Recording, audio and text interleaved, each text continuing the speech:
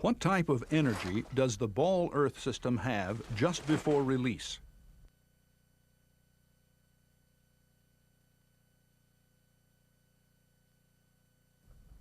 What kind of energy is largest at the lowest point of the arc?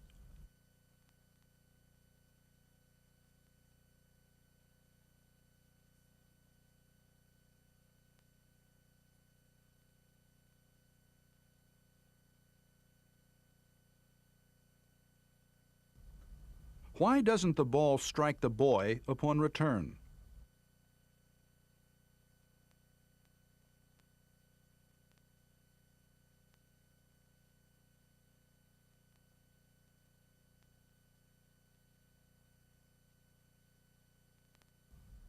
Why was the concrete block wall knocked down?